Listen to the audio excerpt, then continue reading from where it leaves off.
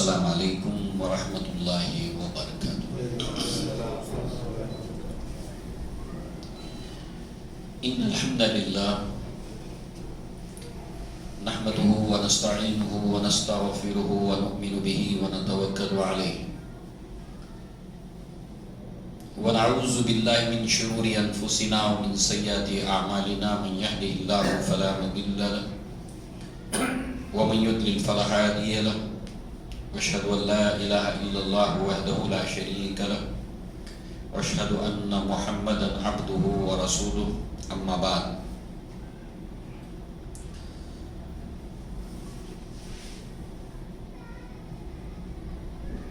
فإن خير الحديث كتاب الله وخير الهدي هدي محمد صلى الله عليه وسلم، وشر الأمور محدثاتها وكل محدثة بدعة وكل بدعة ضلالة وكل ضلالة في النار۔ وقال الله تبارك وتعالى: يا أيها الذين آمنوا اتقوا الله حق تقاته ولا تموتن إلا وأنتم مسلمون۔ يا أيها الناس اتقوا ربكم الذي خلقكم من نفس واحدة وخلق منها زوجها وبث منهما رجالا كثيرا ونساء، واتقوا الله الذي تساءلون به والأرحام إن الله كان عليكم رقيبا۔ يا أيها الذين آمنوا اتقوا الله وقولوا قولا سديدا يصلح لكم أعمالكم ويغفر لكم ذنوبكم، ومن يطع الله ورسوله فقد فاز فوزا عظيما۔ وقال الله تبارك وتعالى: لقد كان لكم في رسول الله أسوة حسنة لمن كان يرجو الله واليوم الآخر وذكر الله كثيرا۔ رب اشرح لي صدري ويسر لي امري واحلل عقدة من لساني يفقهوا قولي۔ اللهم ارنا الحق حقا وارزقنا اتباعه وارنا الباطل باطلا وارزقنا اجتنابه، آمین یا رب العالمین۔ اللہ کے نبی صلی اللہ علیہ وسلم کی سیرت میں گزشتہ مرتبہ ہم نے دیکھا کہ اللہ کے نبی صلی اللہ علیہ وسلم جب بیعت عقبہ ثانیہ کے لیے حج کے موسم میں صحابہ کرام جب پہنچتے ہیں تو جو بھی گفت و شنید ہوتی ہے عقبہ کی گھاٹی میں، جہاں پر آج بھی شیطان کو کنکر مارے جاتے ہیں، اس جگہ پر یہ عقبہ کی گھاٹی،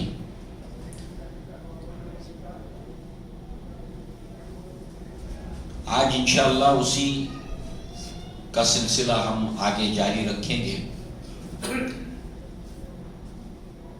چونکہ گفت و شنید کے اندر بیعت ہونے سے پہلے جو بھی بات چیت ہوئی تھی تو ہم نے دیکھا کہ اس میں انصار صحابہ کی سنجیدگی کا مظاہرہ، انہیں معلوم تھا وہ کیا کرنے چلے ہیں،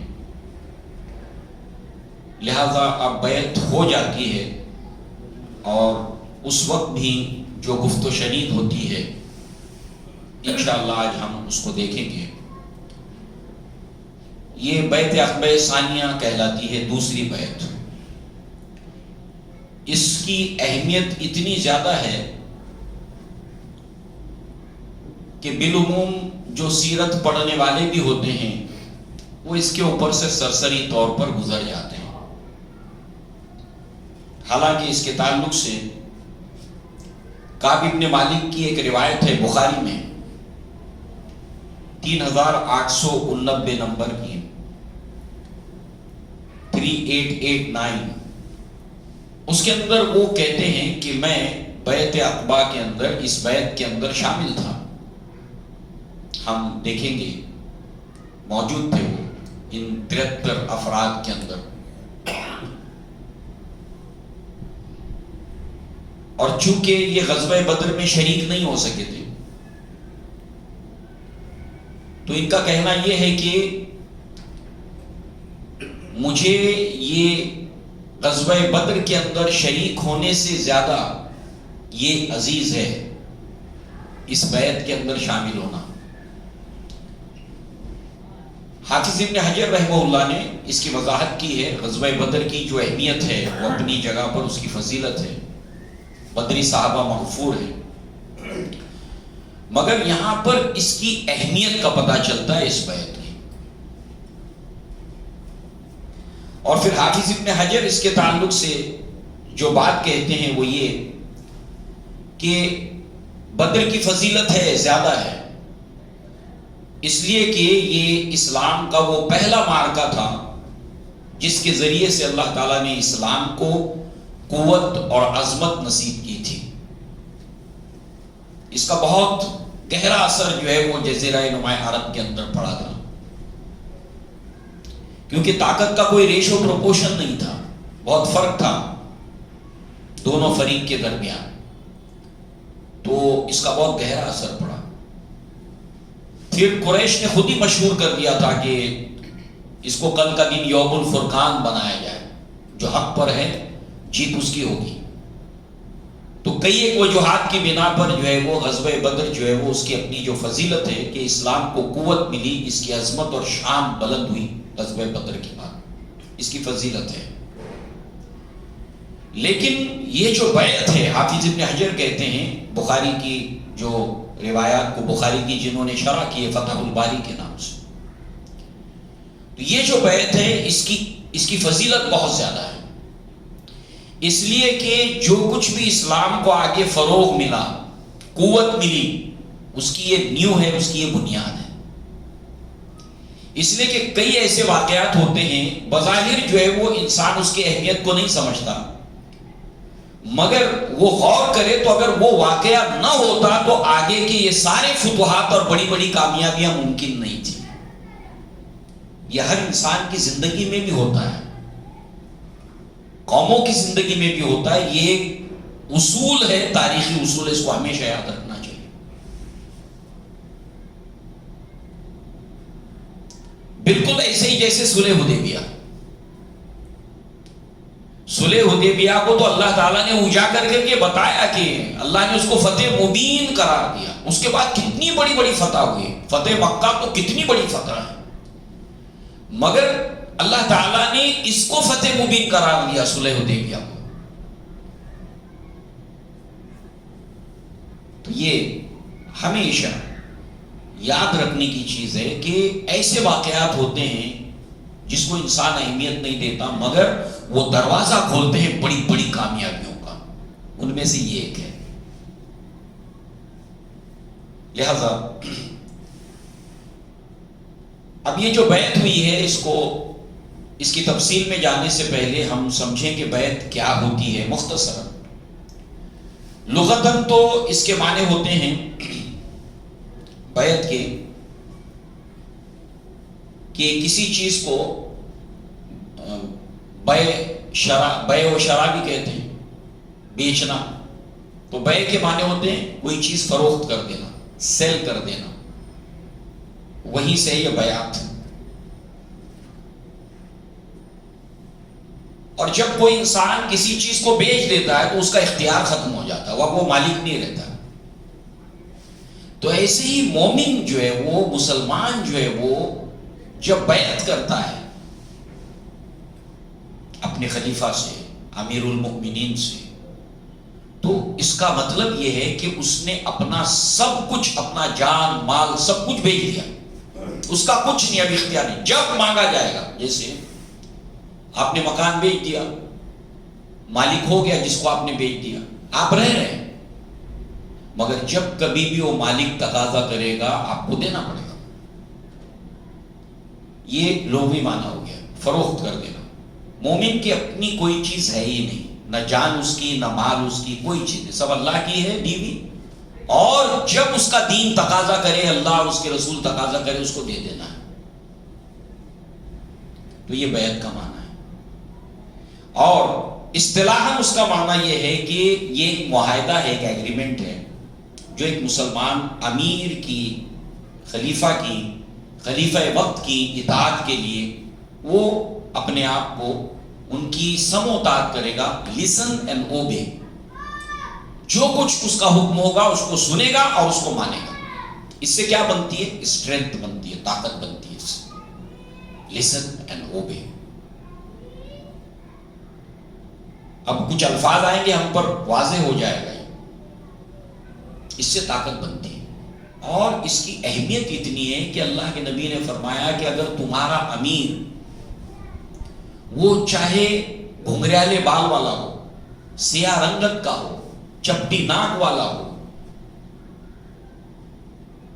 اس سے اختلاف نہ کرو، اس کی اطاعت کرتے رہو. تو ظاہر سی بات ہے کہ جب تک کہ وبا کفر کا حکم نہیں دیتا، لہذا وہ یہی حکمت اس کی ہے. اب چلیے، اللہ تبارک و تعالیٰ نے قرآن مجید میں اس بیعت کے تعلق سے آیتیں نازل کی ہیں. کیسے؟ سورہ توبہ میں ہے، ان اللہ اشترى من المؤمنین انفسهم واموالهم بان لهم الجنہ. بے شک اللہ تبارک و تعالیٰ کہ وہ مومنین جنہوں نے اپنی جانوں اور اپنے مالوں کو بیچ دیا، ان اللہ اشترى من المؤمنین انفسهم واموالهم، اپنی جان بھی اور اپنا مال بھی بیچ دیا اللہ تبارک و تعالیٰ کو جنت کے بدلے. ظاہر سی بات ہے، آدمی بیچتا ہے تو اس کے عوض میں کچھ ہوتا ہے نا، تو یہاں پر اللہ کی جنت اور مغفرت کے بدلے. تو بیعت کے تعلق سے اللہ تعالیٰ نے قرآن مجید میں کئی آیات نازل کی، احادیث میں اس کی تفصیلات موجود ہیں. تو برسبیل تذکرہ یہ عنوان آیا تو ہمیں معلوم ہونا چاہیے کہ یہ کیا ہے.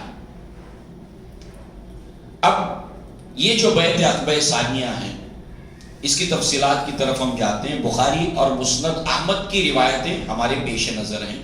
سب سے پہلے بخاری کی روایت، اس کے راوی ہیں عبادہ بن ثابت رضی اللہ عنہ. اور کچھ لوگ ان کے پاس پہنچتے ہیں، چونکہ اس وقت یہ بیمار چل رہے تھے، ان کی تیمارداری کے لیے آتے ہیں عبادہ بن ثابت کی، اور ان کے پاس پہنچ کر کہتے ہیں قلنا، ہم نے کہا ان سے، اصلحک اللہ، اللہ تعالیٰ آپ کو صحت دے، آپ کی بیماری اللہ تعالیٰ اچھی کر دے، آپ صحت یاب ہو جائیں. حدثا بحدیث ینفعک اللہ بہ سمعتہ من النبی صلی اللہ علیہ وسلم، آپ ہمیں کوئی اللہ کے نبی کی وہ بات بتائیں جو اللہ تعالیٰ، اللہ کے نبی صلی اللہ علیہ وسلم سے آپ نے سنی، وہ بات ہم کو سنائیں، اور وہ بات سے اللہ تعالیٰ نے آپ کو فائدہ پہنچایا، وہ بات ہم کو سنائیں. تو اب عبادہ بن ثابت رضی اللہ عنہ وہ بات بتاتے ہیں ان کے مطالبے پر، ان کے سوال پر. قال دعانا النبی صلی اللہ علیہ وسلم فبايعناه، اللہ کے نبی صلی اللہ علیہ وسلم نے ہم کو بلایا، یہ بیعت عقبہ ثانیہ وہاں جمع ہے، ہم کو بلایا کہ ہم آپ سے بیعت کریں. فقال، پھر کہتے ہیں فیما اخذ علینا، اللہ کے نبی نے فرمایا کہ تم مجھ سے اس بات کے یہ لے لو، ان بایانا، بیعت اس بات کے اوپر لے لو، اس کی شکل یہ ہے، اس کے اوپر تم بیعت لو مجھ سے، ان بایانا علیہ السمع والطاعت، سنیں گے اور اطاعت کریں گے. سنیں گے، سمجھیں گے، سمجھ میں آیا تو اطاعت کریں گے، ایسے طاقت نہیں بنتی. ہاں آؤٹ لائن سے کچھ اللہ اور اس کے رسول کے دائرے میں جو حکم ہے سنو اور اطاعت کرو، سمجھ میں آتا ہے، آگے آ جائے گی بات. نمبر 1 سنیں گے اور اطاعت کریں گے، listen and obey.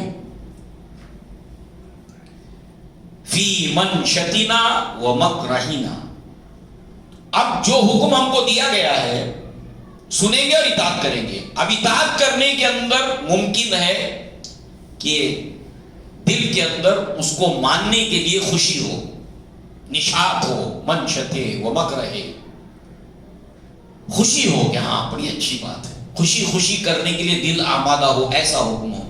اور کبھی ایسا بھی ہو کہ اس کو مانتے ہوئے انسان کو کراہیت ہوتی ہو، طبیعت آمادہ نہ ہو، کوئی بھی حالت ہو سکتی. دونوں حالتوں میں ہم ہر حال میں مانیں گے. یہ ضروری نہیں کہ جو حکم دیا گیا ہر مرتبہ انسان کا دل اس کے اوپر آمادہ ہی ہو. کبھی نہیں بھی آمادہ ہوگا مگر اس کے باوجود اس کے اوپر جو ہے وہ قابو پا کر اطاعت کرنا ضرور ہے. وہ اسرینا و یسرینا، تنگی ہو چاہے آسانی ہو. کبھی اطاعت کرنے کے لیے آسانی ہوتی ہے، آپ نے کر لی، اور کبھی اطاعت کرنے کے لیے آسانی نہیں ہوتی، بہت مشکل ہو جاتی ہے ماننا. بات سچویشن حالات ایسے آ کر جمع ہو جاتے کہ ماننا مشکل ہو جاتا ہے. منافقین کیا کرتے تھے؟ دیکھیں یہ سب سیرت پڑھنے سے قرآن مجید کی آیتیں سمجھ آتی ہیں. منافقین کیا کرتے تھے؟ اللہ تعالیٰ نے مثالیں دے دے کر بتایا کہ جب بجلی چمکتی ہے، سورہ بقرہ میں بجلی چمکتی ہے، اب دیکھنے میں آسانی ہے، روشنی ہو گئی، اب چلنے لگے، آسانی ہے نا چلنے میں. اور جیسے ہی جو ہے وہ اندھیرا گھپ، اب مشکل ہو گئی تو رک گئے. یہ مثال اللہ نے کئی جگہ پر دی. آسانی ہے تو چلیں گے، مشکل ہے تو رک جائیں گے. تو آسانی ہو چاہے تنگی ہو، مشکل ہو، ہر حال میں اطاعت کریں گے. اور جیسے مہاجرین انصار صحابہ نے یہ وعدہ کیا تھا اللہ کے نبی سے اطاعت کا، یہ انصار صحابہ کی بات ہے، مگر انڈرسٹوڈ ہے کہ مہاجرین صحابہ نے تو مکہ کے اندر جو نبی نے حکم دیا کیا، طبیعت آمادہ ہو چاہے نہ ہو، آسانی ہو چاہے مشکل ہو. وَعَسَرَةٍ عَلَيْنَا وَأَنْ لَا نُنَازِعَ الْأَمْرَ أَهْلَهُ، اور آپ ہمارے اوپر جس کو بڑا مقرر کریں گے. بہت بڑا امتحان ہوتا ہے. مثال کے طور پر اللہ کے نبی صلی اللہ علیہ وسلم نے جس وقت جس کو لشکر اسامہ کو روانہ کیا اللہ کے نبی صلی اللہ علیہ وسلم نے، ان کی ایج ایک دم ینگ تھی، ایک دم جوان.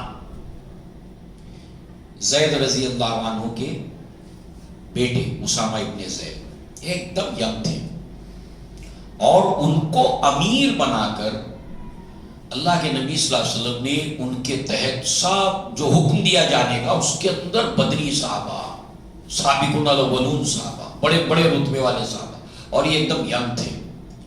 تو اللہ کے نبی نے ان کو بڑا بنایا. تو جس کسی کو آپ ہمارے اوپر بڑا مقرر کریں گے، کیونکہ اللہ کے نبی صلی اللہ علیہ وسلم مدینہ میں جائیں گے تو کئی سریات ہے کہ اللہ کے نبی نے کسی کو امیر بنا کے بھیجا. تو آپ ہمارے اوپر جس کو بڑا بنائیں گے، امیر بنائیں گے، ہم اس کے ساتھ تنازع نہیں کریں گے، جھگڑا نہیں کریں گے. وَلَا نُنَازِعُ الْأَمْرَ أَهْلَهُ، جو معاملات کے ذمہ دار ہیں، جن کو آپ نے بڑا بنایا، ان سے جھگڑا نہیں کریں گے، ان سے تنازع نہیں کریں گے.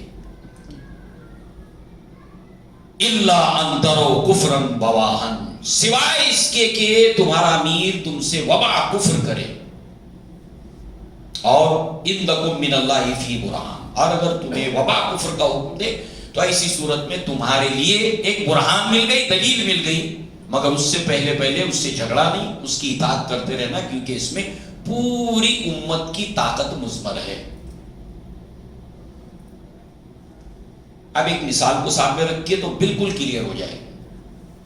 اللہ کے نبی صلی اللہ علیہ وسلم نے ایک مہم کی طرف جو ہے وہ صحابہ کی ایک جماعت کو بھیجا، اور جن کو امیر بنایا وہ بڑے غصے والے تھے. اب ہوا یہ کہ ایک مقام پر جا کر انہوں نے سب کو حکم دیا کہ لکڑی جمع کرو. سب نے لکڑیاں جمع کی، مانا حکم، کوئی غیر شرعی نہیں ہے، اسلام کے دائرے کے باہر نہیں ہے، اللہ اور اس کے رسول کی مخالفت کرنے والا نہیں ہے، وبا کفر پر مبنی نہیں ہے. لکڑیاں جمع کی، کہا گڑھا کھودو، گڑھا کھود دیا.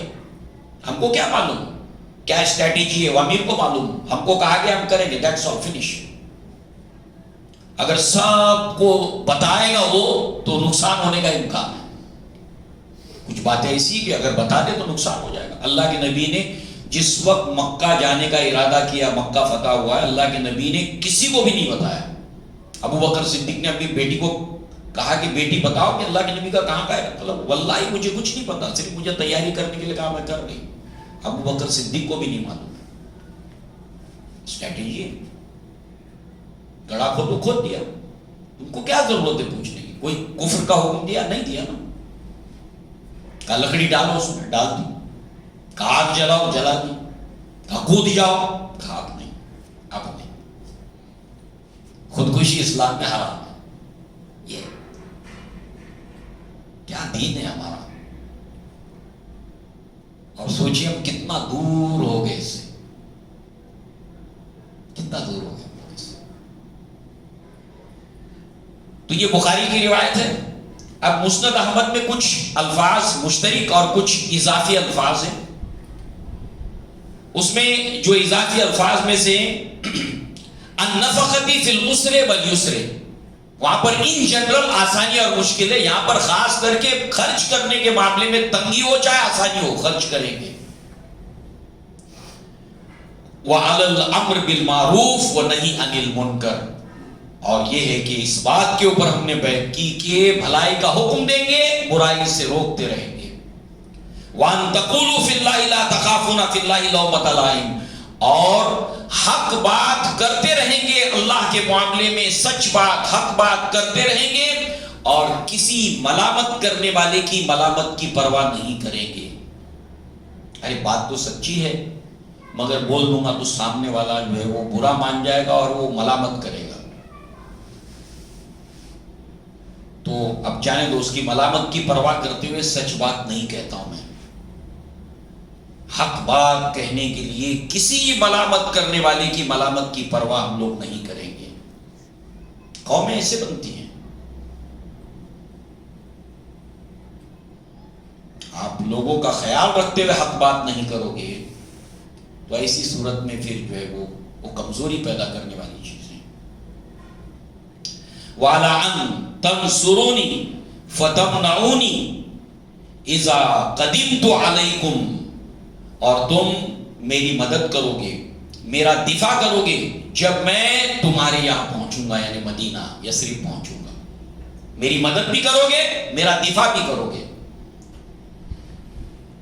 مما تمنعون منه انفسکم وازواجکم وابناکم ولکم الجنہ، اور تم اس طریقے سے میرا دفاع کرو گے جیسے تم اپنی جان کا دفاع کرتے ہو، اپنی بیویوں کا دفاع کرتے ہو، اپنے گھر کے افراد کا دفاع کرتے ہو، اپنے بچوں کا دفاع کرتے ہو، اور اس کے بدلے تمہارے لیے جنت ہے. آپ دیکھیں نا، انسان جو ہے وہ کبھی اپنے گھر والوں پر مصیبت بن پڑتی ہے تو پھر وہ ان کا بچاؤ کرنے کے لیے اپنی جان کی بھی پرواہ نہیں کرتا ہے. تو بالکل اسی طریقے سے تم میری حفاظت کرو گے. تو یہ ہے بیعت کے الفاظ. اب اللہ کے نبی نے ان کے سامنے رکھے کہ ان الفاظ کے اوپر تم نے مجھ سے عہد و پیما کرنا ہے کہ یہ تم کرو گے.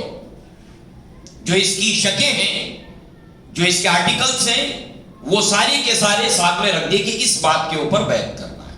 معلوم تو آدمی کو کس بات کے اوپر ہاتھ میں ہاتھ دے رہے ہیں، پتہ تو چلے.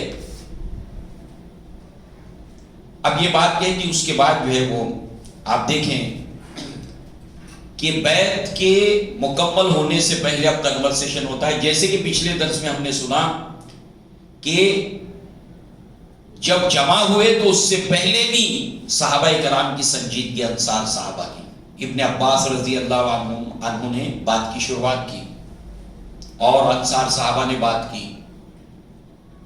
اس کے بعد اب تیار جب ہوئے تو اب بیعت کس بات پر کرنا ہے. جیسے صحابی نے پوچھا تھا کہ اللہ کے نبی کس بات پر آپ ہم سے عہد لینا چاہتے ہو بتائیے. اب اللہ کے نبی نے بتایا. اب بتا دینے کے بعد جو ہے وہ اس کے بعد پھر دوبارہ کنورسیشن ہوتا ہے جو صحابہ کی سنجیدگی کو بتا. پہلے کیا ہے، کس بات پر کرنا ہے معلوم نہیں تھا. اب بات سامنے آ گئی، سن لیا نا، ان باتوں کو سن لیا، ایک ایک شک کو سمجھ لو. اب اس کے بعد پھر دوبارہ بات چیت ہوتی ہے، گفت و شنید ہوتی ہے. لہذا 2 انصار صحابہ، ان میں سے 11 نبوی کو ایمان لائے ہیں اور ایک 12 نبوی کو ایمان لائے ہیں. یہ دونوں اب ان بیعت کے الفاظ کو سننے کے بعد جو معاملے کی نزاکت ہے، جو ذمہ داری ہے، جو اس کے اندر خطرناکیاں ہیں، اس کو سمجھ رہے ہیں اور اس کو مزید واضح کرتے ہیں، سب کے سامنے کلیئر کرتے ہیں کہ دیکھو کہ بات کیا ہے، سمجھو اچھی طرح سے اور پھر سمجھ کر بیعت کرو. ان میں سے ایک صحابی ہیں عباس بن عبادہ رضی اللہ عنہ. وہ کہتے ہیں تم لوگ جانتے ہو تم لوگ کس بات کے اوپر بیعت کر رہے ہو؟ اللہ کے نبی سے تم کس بات پر بیعت کر رہے ہو؟ تم سمجھ رہے ہو؟ سب نے کہا کہ ہاں ہم لوگ سمجھ رہے ہیں ہم کس بات کے اوپر بیعت کر رہے ہیں۔ اس پر وہ آگے کہتے ہیں کہ تم اللہ کے نبی صلی اللہ علیہ وسلم کے اوپر بیعت جو کر رہے ہو وہ یہ اس بات کے اوپر ہے کہ تمام سرخ اور سیاہ جتنی قومیں ہیں سب کے ساتھ جنگ کے اوپر بیعت کر رہے ہیں۔ سرخ و سفید مراد جتنی کمیونٹیز جزیرہ نما عرب کے اندر ہے، کالی گوری ہر طرح کی قومیں، سب کے خلاف تم جنگ کی جو ہے بیعت کر رہے ہو۔ اس کا مطلب یہ ہے اگر تمہارا یہ خیال ہے، اگر تم یہ سوچتے ہو کہ تمہارے مال کا صفایا ہو جائے گا اس بیعت کے کرنے کے بعد، تم نے ذمہ داری لے لی، تمہارے مال کا صفایا ہو گیا، تمہارے بڑے بڑے اشراف اور سردار قتل کر دیے گئے، اس وقت ان کا ساتھ چھوڑو گے۔ بہت نازک بات بتائی۔ اب اس کو ہر انسان جو ہے وہ اگر سمجھنے کی کوشش کرے، بہت اہم پوائنٹ ہے یہ، کیسے وہ اس کی سنجیدگی کو بتا رہے ہیں آپ دیکھیں۔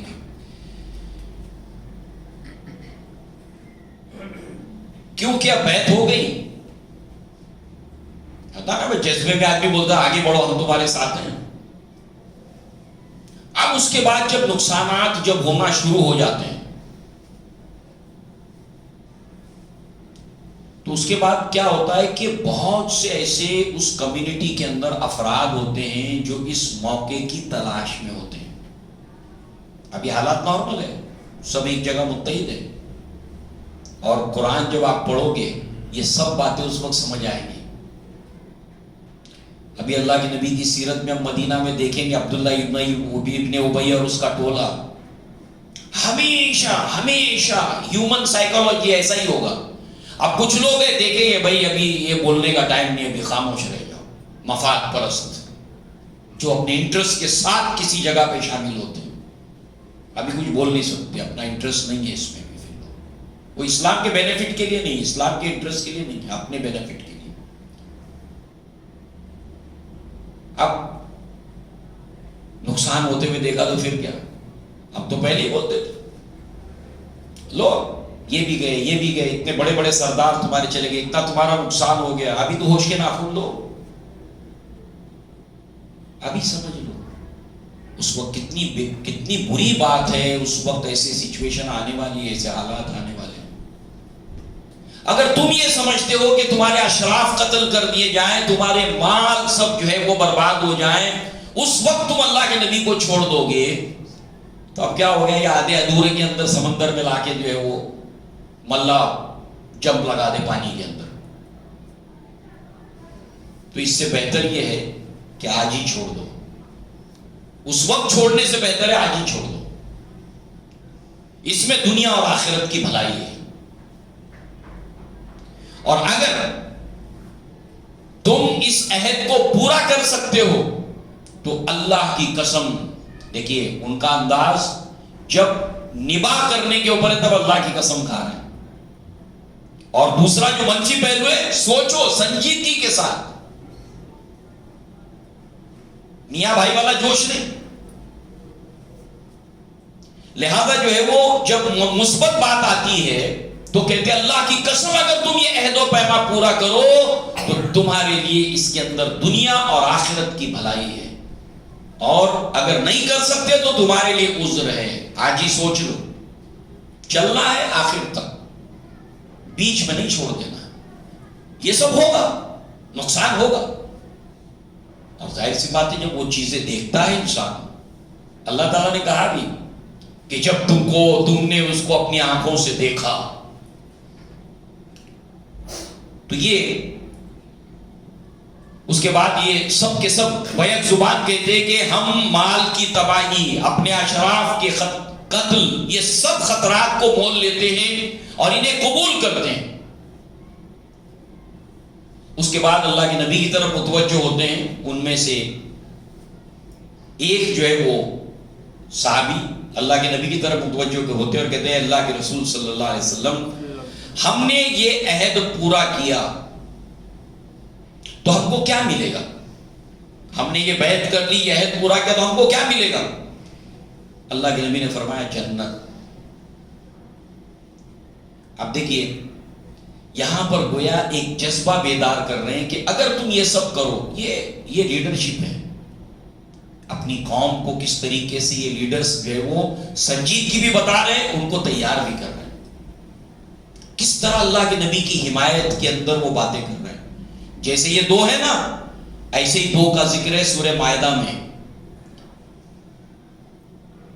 جب اللہ کے نبی نے بدر کے وقت میں جو ہے وہ مشورہ کیا تھا تو ابو بکر صدیق سب سے پہلے کھڑے ہوئے، اس کے بعد عمر ابن الخطاب کھڑے ہوئے، جیسے یہاں دو ہیں،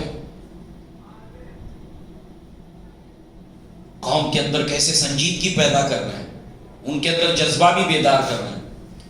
اور پھر جس وقت موسیٰ علیہ السلام بنی اسرائیل کو لے کر چلے گئے اور بنی اسرائیل کو حکم دیا موسیٰ علیہ السلام نے، اس کے دروازے اس کے پھاٹک تک داخل ہو جاؤ، تو یہ پیچھے ہٹ گئے۔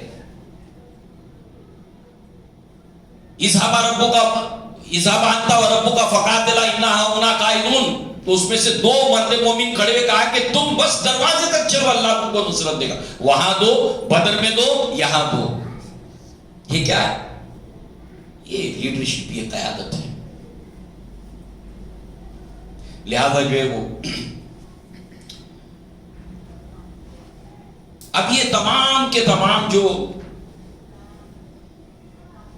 اللہ تبارک و تعالیٰ کے نبی صلی اللہ علیہ وسلم نے جو جنت کا وعدہ کیا، دوسرا پہلو اس میں یہ بھی ہے، اس کو بھی سنیں آپ۔ اللہ کے نبی نے قیامت تک کی پیشن گوئیاں کی اور وعدے کیے ہیں، ہم سے بھی وعدے اللہ کے نبی صلی اللہ علیہ وسلم سے۔ بنفس نفیس اللہ کے نبی ہمارے درمیان موجود نہیں، مگر اللہ کے نبی نے قیامت تک آنے والے مومنوں اور مسلمانوں سے وعدے کیے ہیں۔ قرآن میں اللہ نے وعدے کیے مومنوں سے، اور اللہ کے رسول نے وعدے کیے ہیں، وہ وعدے ہمارے لیے بھی ہیں۔ لہذا سورہ آل عمران میں ہے، اولو الالباب کا ذکر کرتے ہوئے اللہ تعالیٰ نے فرمایا کہ وہ اولو الالباب جو دعائیں کرتے ہیں، ربنا ما وعدتنا علی رسولک، اے ہمارے رب جو وعدہ تو نے رسولوں کے ذریعے سے ہم سے کیا ہے، وہ وعدے کا ہمیں مصداق بنا، وہ وعدہ ہمیں دے۔ رسول جب کوئی امت کو وعدہ کرتا ہے تو وہ اپنی طرف سے نہیں کرتا، بلکہ اللہ کی طرف سے وہ وعدہ ہوتا ہے، on the behalf of اللہ وہ وعدہ کرتا ہے۔ تو یہ اولو الالباب کہتے ہیں جو رسولوں کے ذریعے سے تو نے ہمیں وعدہ دیا ہے۔ تو یہاں پر اللہ کے رسول کی زبانی کہ ہم کو کیا ملے گا اگر ہم نے وعدہ پورا کیا، کہا اللہ کی جنت۔ تو نبی نے جب کہہ دیا تو نبی کا قول، نبی کا وعدہ، اور یہ دراصل اللہ تبارک و تعالیٰ کا قول ہے جو نبی کی زبانی تم کو مل رہا ہے، اور وہ پورا ہوگا۔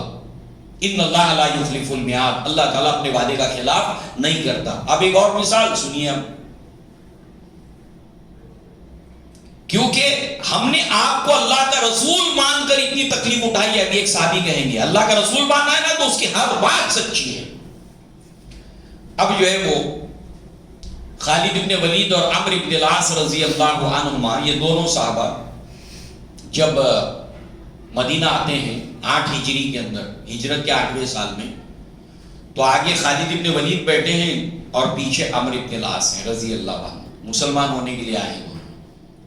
تو خالد بن ولید جو ہے وہ جب اللہ کے نبی سے بیعت کرنے کے لیے بڑھتے ہیں آگے، کلمہ طیبہ ادا کرنے سے پہلے کہتے ہیں اللہ کے نبی صلی اللہ علیہ وسلم جو میں نے گناہ کیے ہیں، غلطیاں کی ہیں، اے اللہ کے نبی اس کی معافی، اللہ مجھے معاف کرے۔ تو اللہ کے نبی صلی اللہ علیہ وسلم نے کہا کہ اللہ تعالیٰ تمہاری مغفرت فرمائے، اللہ تعالیٰ نے تمہیں تمہاری معافی فرمائے۔ تو نبی کی زبان سے جو کلمہ نکل گیا میرے لیے، ان کے لیے، وہ بات پکی ہے۔ ہم کو کیا ملے گا؟ جنت۔ تو اب وعدہ پورا کرو۔ پھر عمرو بن العاص ہیں، کہتے ہیں اللہ کے نبی آپ اپنا ہاتھ آگے بڑھائیے بیعت کرنے کے لیے، ان کے پیچھے ہی بیٹھے عمرو بن العاص۔ تو اللہ کے نبی ہاتھ آگے بڑھاتے ہیں تو یہ اپنا ہاتھ کھینچ لیتے پیچھے۔ کہا کہ عمرو تم نے ہاتھ کیوں پیچھے کھینچا؟ اے اللہ کے نبی ایک شرط چاہتا ہوں۔ کہا کیا شرط ہے تمہاری؟ کہا کہ اللہ کے نبی اب تک جو میں نے اسلام کے اگینسٹ میں کام کیا ہے، دونوں کے پیش نظر یہی تھا، میں نے اب تک اسلام کے اگینسٹ میں کام کر کے اسلام کو بہت نقصان پہنچا ہے، اس کی معافی، اس کی مغفرت۔ تو جب نبی نے زبان دے دی تو وہ اللہ کے نبی نے نہیں بلکہ وہ اللہ تعالیٰ کی طرف سے۔ تو یہ اللہ کا رسول مان رہے یہ سب صحابہ انصار، تو وہ ہم کو کیا ملے گا؟ کہا جنت، اللہ کی مغفرت اللہ کی طرف سے اور اس کی جنت۔ اس طریقے سے آپ دیکھیے کہ یہ کنورسیشن جاری ہے، ابھی الفاظ سامنے رکھ دیے، یہ ہے عہد و پیما کے الفاظ، اس کی شکیں۔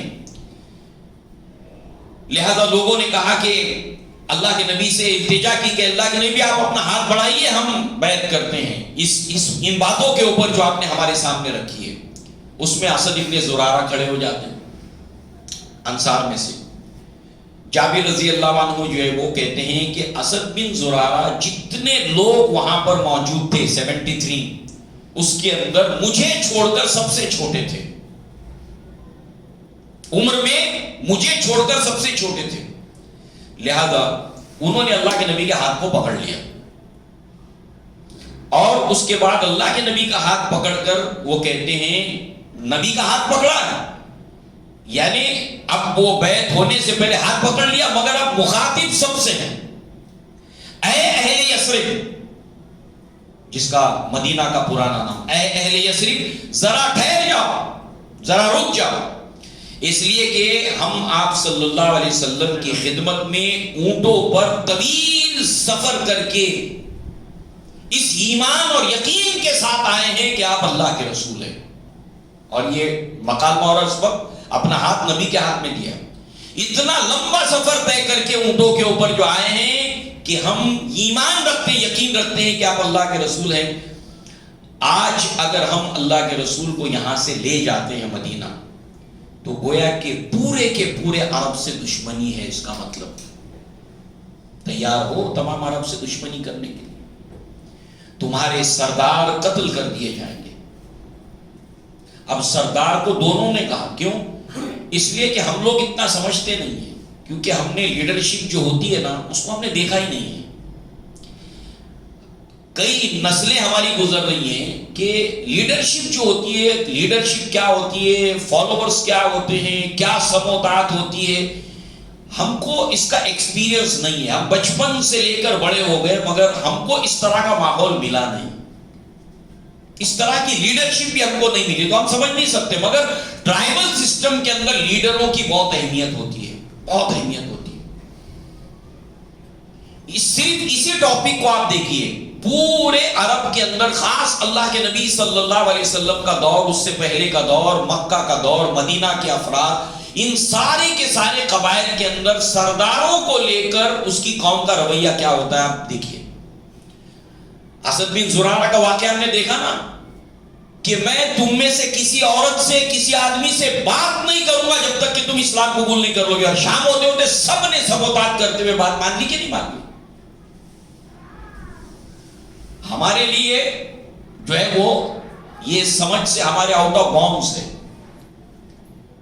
کیونکہ ہم کو ہمارا وہ ماحول یا وہ چیزیں ہم نے نہیں دیکھا۔ ٹرائبل سسٹم میں قیادت کی بہت اہمیت ہوتی ہے، کیونکہ اسی کے اوپر پوری کے پوری اسٹرینتھ ہوتی ہے پورے قبیلے کی۔ لہذا تلواریں تم پر ٹوٹ پڑیں گی، اگر یہ سب کے سب تم سہ سکتے ہو تو پھر اللہ کے نبی صلی اللہ علیہ وسلم کو لے چلو، اور پھر اس کا اجر جو ہے وہ اللہ کے ذمہ ہے۔ اور اگر تم یہ سمجھتے ہو کہ تم کو تمہاری جان عزیز ہے تو پھر آج ہی یہیں چھوڑ دو، اللہ کے نبی کو لے جانے کی بجائے یہیں چھوڑ دو اگر تم کو اگر اپنی جان عزیز ہے، اس لیے کہ اللہ کے نزدیک یہ زیادہ قابل عذر ہوگا اس وقت، اگر چھوڑ دیتے تو یہ قابل عذر زیادہ ہوگا اس کے مقابلے میں کہ اس وقت چھوڑ دو جب سب تمہارے دشمن بن جائیں۔ تو آج ہی چھوڑ دو نا۔ لہذا سب پکار اٹھے کہ اے اسد ہمارے راستے سے ہٹ جاؤ، اور یہ بیعت ہم ہر قیمت پر کریں گے، اور واللہ اس بیعت کو نہ ہم چھوڑیں گے اور نہ ہی اللہ کے نبی صلی اللہ علیہ وسلم کا ساتھ چھوڑیں گے، نہ بیعت چھوڑیں گے نہ ساتھ چھوڑیں گے، تم ہٹ جاؤ۔ لہذا دفعات پہلے سے طے تھی، لہذا سب سے پہلے اس کے اوپر اختلاف بھی ہے، مگر ایک یہ بھی ہے کہ ابو اسامہ اسد نے سب سے پہلے اللہ کے نبی صلی اللہ علیہ وسلم سے بیعت کی، پھر اس کے بعد ون بائی ون سب نے اللہ کے نبی صلی اللہ علیہ وسلم سے بیعت کی. ان دو خواتین نے بھی بیعت کی. فرق یہ ہے کہ اللہ کے نبی صلی اللہ علیہ وسلم نے ان کے ہاتھ کو جو ہے وہ چھوا نہیں, زبانی ہو گئی اور کہا کہ میں نے آپ کی بیعت لے لی. باقی سب کی ون بائی ون اللہ کے نبی صلی اللہ علیہ وسلم نے بیعت کی. اب اللہ کے نبی صلی اللہ علیہ وسلم جب یہ بیعت ہو گئی, اب یہ مکمل ہو گیا عمل, اس کے بعد اللہ کے نبی نے فرمایا کہ اب تمہارے میں سے, دیکھیے ایڈمنسٹریشن دیکھیے, اب اللہ کے نبی سب کو تو نہیں جانتے نا, اللہ کے نبی نے ان کے ساتھ وقت گزارا ہی نہیں ہے. ہاں مکہ میں مہاجرین صحابہ کے ساتھ وقت گزارا ہے, مگر ان کو نہیں جانتے ایکسپٹ مصعب ابن عمیر کو چھوڑ کر, وہ مکہ سے گئے, باقی سب کو نہیں جانتے اللہ کے نبی صلی اللہ علیہ وسلم. لہذا اللہ کے نبی نے فرمایا اخرجوا الی منکم اثنا عشر نقیبا یکونون علی قومہم بما فیہم, کہ اب تم لوگ اپنے میں سے 12 لوگوں کو مجھے منتخب کر کے دو, 12 لوگوں کو سلیکٹ کرو اور مجھے دے. یہ 12 ہوں گے نقیب, اور یہ اپنے اپنے قبیلوں کے ذمہ دار ہوں گے, مکلف ہوں گے. کیا بتاؤں میں آپ کو اللہ کے نبی کا یہ مینجمنٹ اور ایڈمنسٹریشن. جیسے ایسے بات آگے بڑھے گی آپ کو اندازہ آئے گا. سیکھیے نا, اللہ کے نبی صلی اللہ علیہ وسلم دیکھیے, کہتے ہیں تم اپنی ثواب دید سے, تم جانتے ہو ایک دوسرے کو, 12 لوگوں کو سلیکٹ کر کے مجھے دو. انہوں نے سلیکٹ کیا اپنے میں سے 12 لوگوں. اب وہ 12 لوگ کون ہیں؟ 9 خزرج میں سے ہیں جو بڑا قبیلہ تھا, اور 3 اوس قبیلے میں سے. کل ملا کر یہ ہو گئے 12, 9 جمع 3 12. اب خزرج کے جو 9 صحابہ ہیں سنتے چلے آپ, مگر 1-2 نام لے کر میں کچھ ایک بات درمیان میں آپ کو سمجھاؤں گا. بہت بہت ہی دھیان سے سننا ہے. ایڈمنسٹریشن دیکھیے, مینجمنٹ دیکھیے اللہ کے نبی صلی اللہ علیہ وسلم. ابو امامہ اسد بن زرارہ رضی اللہ عنہ, یہ بنو نجار, اب یہ قبیلہ ہے بنو نجار, اس کے نقیب ہیں. سعد بن ربی بن عمرو بنو حارث, ایک قبیلہ ہے مدینہ کا, اس کے یہ فرد ہے, اس کے یہ نقیب. عبداللہ ابن رواحہ, یہ ایک بہت اچھے شاعر بھی تھے رضی اللہ عنہ, اور انشاءاللہ غزوہ موتا جب آئے گا, انہوں نے جو اشعار تھے بہت پسند ہے مجھے, بہت پسند. جانے سے پہلے ان کو معلوم تھا میں آخری بار اللہ کے نبی کو دیکھ رہا ہوں, کیونکہ اللہ کے نبی نے پیشن گوئی کر دی تھی کہ جب زید بن حارثہ شہید ہو جائیں اس کے بعد تم امیر بنانا جعفر ابن ابی طالب کو, پھر وہ بھی شہید ہو جائیں تو عبداللہ ابن رواحہ کو امیر بنانا, پھر وہ بھی شہید ہو جائے. تینوں کی شہادت کی بات بتائی تو عبداللہ ابن رواحہ جانتے تھے اب تو یہ آخری ملاقات ہے, تو نبی کے پاس میں آ کر بیٹھتے ہیں اور ان کے سامنے جو اشعار پڑھتے ہیں کہ مجھے آخری بار دیکھ رہا, اللہ ایک دم دل نکال کے رکھا ہے. جانے سے پہلے اپنی بیوی کو ملتے ہیں, آخری بار ہے, اب ملاقات نہیں ہونے والی, دل کو چھو لینے والا جو ہے وہ انداز ہے ان کا. یہ عبداللہ ابن رواحہ ہے رضی اللہ عنہ. یہ بنو سالبہ کے نقیب بنائے جاتے ہیں. مدینہ کے اندر ایک قبیلہ اور خزرج کے اندر بنو سالبہ. رافع بن مالک بنو زریق, برا بن معرور بنو غنم, عبداللہ عمر بن حرام بنو حرام, عبادہ بن صامت بنو سالم قبیلہ, سعد بن عبادہ بنو سعدہ, منظر بن عمرو بن حرام بنو سعدہ, بنو سعدہ بنو سعدہ, یہ ہو گئے 9.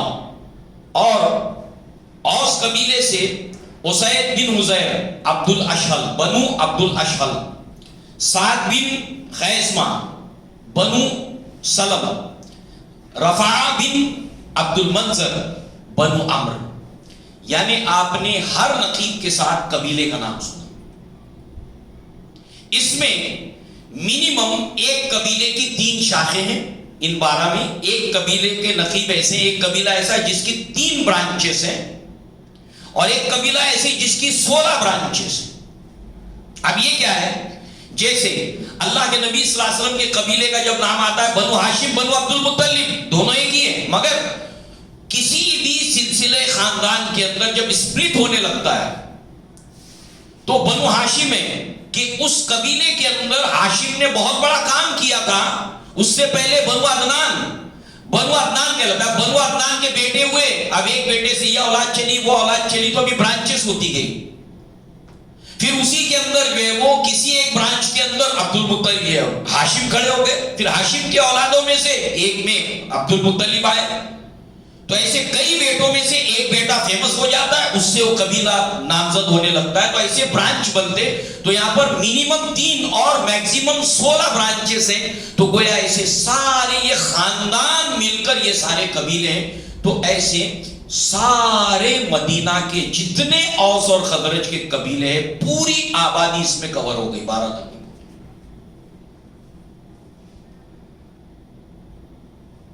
اور پھر اللہ کے نبی نے فرمایا کہ میں اپنی قوم کی طرف سے کفیل ہوں اور تم سب اپنی اپنی قوم کے کفیل. یعنی ایک تو عام امت مسلمہ ہے, مگر جو مہاجرین مدینہ مکہ سے آئے ہیں وہ ان کا میں کفیل ہوں, ریپریزنٹیٹیو میں, اور باقی تم سب اپنے قبیلے کے ریپریزنٹیٹیو. یعنی اب یہ 12 نے کوئی بات کہی تو گویا پورے قبیلے تک گئی, اور اللہ کے نبی نے کوئی بات کہی تو پورے مہاجرین کی طرف گئی. اور اس طریقے سے مینیمائز ہو کر یہ 12 جمع 1 آرگنائز ہو گئے پوری اس آبادی کے اوپر ایڈمنسٹریشن اور مینجمنٹ کے لیے.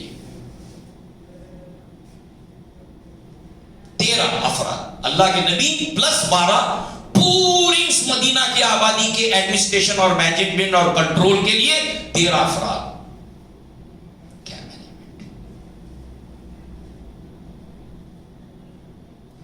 لہذا جو ہے وہ یہ باتیں ہو گئی. پھر اللہ کے نبی نے فرمایا انتم علی قومکم بما فیہم کفلاء کفالۃ الحواریین لعیسی ابن مریم وانا کفیل علی قومی, کہ اب تم سب کے سب 12 اپنے اپنے قبیلے کے کفیل ہو جیسے عیسی ابن مریم کے حواریین تھے, اور میں اپنی قوم کی طرف سے کفیل ہوں.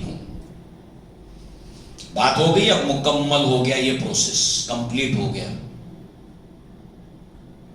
یہ کتنی اہم بات ہے. ہم نے صحابی رسول کا وہ بخاری والی روایت کے حوالے سے دیکھا کہ مجھے کتنا عزیز ہے کہ میں اس میں شریک تھا, میں سعادت مند ہوں میں اس میں شریک تھا. اس کی اہمیت بہت ہے. حافظ ابن حجر کی شرح ہم نے دیکھی کتنی امپورٹنس ہے اس کی. اور ایک بات, شیطان جہاں جہاں پر بہت زیادہ ایفرٹس لگاتا ہے, مثال میں آپ کو دوں, ہر روز وہ پانی کے اوپر اپنا تخت لگاتا ہے ہر روز, اور رپورٹ کارڈ لیتا ہے, پوچھتا ہے کیا کیا آج تم نے بتاؤ. سب لوگ اپنے اپنے بڑے بڑے کام بتاتے ہیں مگر وہ اتنا خوش نہیں ہوتا. مگر ایک اس کا چیلا جو ہے کہتا ہے کہ آج میں نے میاں اور بیوی کے درمیان, ہسبینڈ اینڈ وائف کے درمیان جھگڑا اور تکرار کرائی, اور ان دونوں کے درمیان جو ہے وہ میں نے الگ کر دیا دونوں. اس پر وہ سب سے زیادہ خوش ہوتا ہے. یعنی شیطان کو سب سے زیادہ کون سی کارکردگی ہے جس کے اوپر وہ خوش ہوتا ہے؟ اور نمبر 1 جہاں پر وہ بوکھلا جاتا ہے, جس کو ہم لوگ کہتے ہیں نا جب آدمی کی دم پہ پاؤں رکھو تو تلملا اٹھتا ہے, تو کہیں کہیں وہ تلملا اٹھتا ہے. دوسری مثال, نماز کے اندر 2 جگہ جہاں وہ تلملا اٹھتا ہے. ایک جو انگلی ایسی ہلائی جاتی ہے, بہت چڑھتا ہے وہ اس کے اوپر, بہت چڑھتا ہے اس کے اوپر. اور اللہ کے نبی صلی اللہ علیہ وسلم صحیح حدیث سے کیا ہے, آپ ہلکا بناتے تھے ایسے, اور اس کے بعد کنٹینیوس اللہ کے نبی صلی اللہ علیہ وسلم جو اس کو حرکت دیتے تھے, کنٹینیوس نان اسٹاپ. اور یہ اس کو بہت ناپسند ہے, اور ناپسند ہے اس نے اپنے لوگوں کے اندر اس کو لے کر نفرت پیدا کر دی. انا للہ و انا الیہ راجعون. بڑے حدیث کے اندر دیکھیے نماز میں 2 جگہ ایسی ہیں, ان میں سے یہ ایک جگہ ہے جہاں پر اس کو بہت تکلیف ہوتی ہے. اور دوسری جگہ جب سورہ فاتحہ کی اختتام کے بعد کہا جاتا ہے آمین, اور مسجد نبوی صحابہ کی آمین سے گونج جاتی تھی, اور جب وہ یہ سنتا تو بھاگ کھڑا ہوتا ہے. اس کو پتا ہے یہ دعا قبول ہو گئی تو کیا ملا ان کو. کیا کہا تھا اس نے؟ سورہ اعراف کے اندر ہے لَأَقْعُدَنَّ لَهُمْ صِرَاطَكَ الْمُسْتَقِيمَ، میں تیری صراط مستقیم کے اوپر بیٹھ جاؤں گا، ان کے آگے سے آؤں گا، پیچھے سے آؤں گا، دائیں سے آؤں گا، بائیں سے آؤں گا، اور اکثریت کو تو ناشکر گزار پائے گا، صراط مستقیم پر بیٹھ جاؤں گا۔ اور یہاں کیا مانگتے ہیں؟ اہدنا الصراط المستقیم۔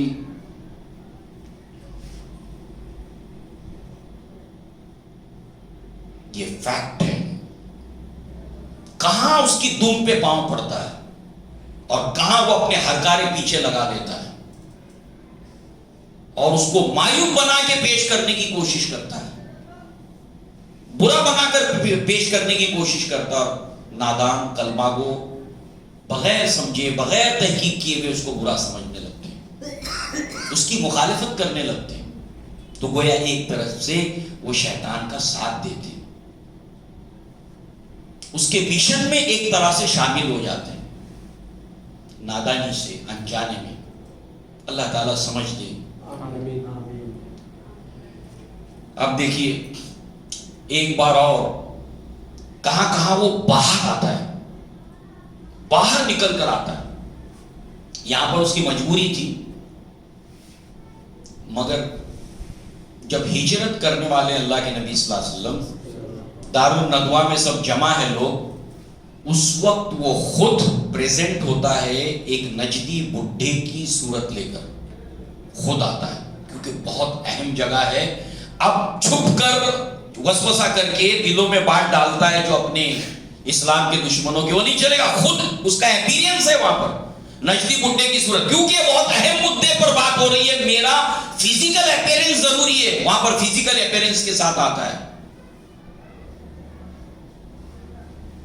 اور یہاں پر جیسے ہی، اور شیطان جنوں میں سے نا، وما کان من الجن، اس کو آخری مومنٹ پہ بھنک لگتی اس میں، یہ بیت عقبہ ثانیہ کی، شیطان کو، اس گھاٹی کا شیطان، وہ جو گھاٹی ہے وہاں کا شیطان، اس کو آخری مومنٹ پہ اس کی خبر لگتی ہے، اور جیسے ہی خبر لگتی ہے اس کو پتا ہے میں جا کر مکہ پہنچ کر وہاں کے لوگوں کو بیدار کر کے یہاں تک نہیں لا پاؤں گا، بہت ٹائم جائے گا اس میں، تو وہیں سے وہ زوردار آواز کے اندر جو ہے وہ پکار لگاتا ہے وہیں سے، اور وہ جو آواز لگاتا ہے کہ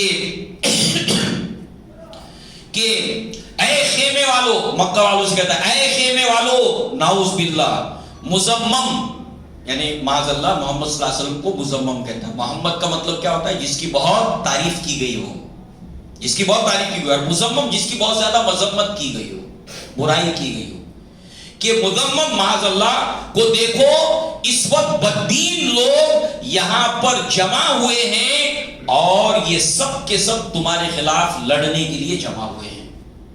اب وہ آواز ہے، کس نے آواز لگائی، کیا لگائی؟ مکہ کے لوگ بیدار ہو جاتے ہیں، یہاں پہ جمع ہے گھاٹی پہ، پتہ بتا دیتا ہے، وہاں سے نکل کے وہ لوگ چل پڑتے ہیں وہاں سے۔ اور شروع سے کتنا اہتمام کیا تھا، ہم لوگ اس طرح اپنے اپنے ڈیروں میں سے نکلے جیسے گھونسلے میں سے ایک ایک دو دو چڑیا نکلتی ہے، بہت اہتمام کیا، مگر شیطان اس کو معلوم ہے اس کی سنجیدگی جو یہاں پر ہوا ہے۔ کتنی بار ہم نے دیکھا یہ بیت عقبہ ثانیہ کی سنجیدگی، اس کو سمجھ آ رہی ہے، اس نے وہیں سے آواز دی، دیر ہو گئی ہے بہت، مگر اس وقت تک تیر کمان سے نکل چکا تھا، پروسیس کمپلیٹ ہو گیا تھا۔ لہذا اللہ کے نبی صلی اللہ علیہ وسلم نے فرمایا کہ یہ اس گھاٹی کا شیطان ہے۔ اللہ کے نبی نے فرمایا او اللہ کے دشمن، میں ابھی تیرے لیے فارغ ہوتا ہوں۔ اور پھر اس کے بعد اللہ کے نبی صلی اللہ علیہ وسلم نے فرمایا کہ سب لوگ اپنے اپنے خیمے کے اندر چلے جائیں۔ پھر یہاں سے سب کے سب آہستہ آہستہ نکل کر اپنے اپنے ڈیروں میں، اپنے اپنے خیموں میں جا کر اس میں منگلڈ ہو گئے، سو گئے آرام سے۔ اب ظاہر سی بات ہے کہ نہر کا پانی بہتے بہتے تالاب میں مل جائے، اس نہر سے پایا ہوا پانی تالاب میں مل جائے، اس نہر کا پانی تالاب میں آ کر مل جائے، یہ سب کے سب اپنے اپنے ڈیروں میں جا کے ضم ہو گئے۔ اب بتائے تالاب کے اندر سے کہ تالاب کا پانی کون سا اور نہر کا پانی کون سا ہے۔ آئے قریش آئے، بڑا ہنگامہ ہوا، بہت انٹرسٹنگ ہنگامہ ہوا ہے۔ شیطان نے رپورٹ کر دیا، بہت انٹرسٹنگ ہنگامہ ہوا، مگر اب کیا ہو گیا؟ نہروں کا پانی تالاب میں، بتاؤ کون سا تالاب کا پانی اور کون سا نہر کا پانی؟ تو ہنگامہ بہت دلچسپ ہنگامہ ہوا ہے. مطلب یہ چیپٹر اس کے بعد والا پڑھتے نا تو میرا خیال ہے کہ ہر مسلمان یہاں پر مسکرا دیتا ہوگا. سیرت کے اس جگہ پہ جو بھی مسلمان پہنچتا ہے پڑھتے پڑھتے ایسے لگتا ہے کہ اس جگہ پہ ضرور مسکراتا ہوگا, اس کے چہرے پہ مسکراہٹ آتی ہوگی. آپ بھی کبھی پڑھنا تو دیکھنا آپ کے چہرے پہ مسکراہٹ آئے گی. بہت دلچسپ واقعات یہاں پر ہوتے ہیں, پتہ کچھ نہیں چلتا. پھر جو ہے وہ صحابہ کرام یہاں سے چلے جاتے ہیں. اب ہجرت کا سلسلہ صحابہ کرام شروع کر دیتے ہیں. مگر اب انشاءاللہ اگلی مرتبہ جو ہنگامہ وہاں پر ہوا ہے, سب قریش کے سردار اس ڈیرے پہ پہنچ جاتے ہیں. اور ہم نے شروع میں دیکھا تھا اس کے اندر یہ مسلمان تو ہیں مگر اس کے علاوہ یہ آئے کیسے ہیں, اپنے اپنے قبیلے کے ساتھ جس کے اندر مشرکین بھی ہیں. اب وہ مکس ہو گئے ان میں. تو اب جو ہے وہ انشاءاللہ اگلی مرتبہ ہم دیکھیں گے یہاں پر جو ہنگامہ کھڑا ہوتا ہے. اللہ تعالیٰ سے دعا ہے کہ اللہ تعالیٰ ہمیں اپنے پیارے حبیب محمد رسول اللہ صلی اللہ علیہ وسلم کی سیرت کو پڑھنے سمجھنے کی توفیق عطا فرمائے, اس کے مطابق اپنی زندگی کو ڈھالنے کی توفیق عطا فرمائے. اقول قولی ھذا واستغفر اللہ لی ولکم ولسائر المسلمین والمسلمات وآخر دعوانا الحمدللہ رب العالمین. السلام علیکم ورحمۃ اللہ. وعلیکم السلام ورحمۃ اللہ.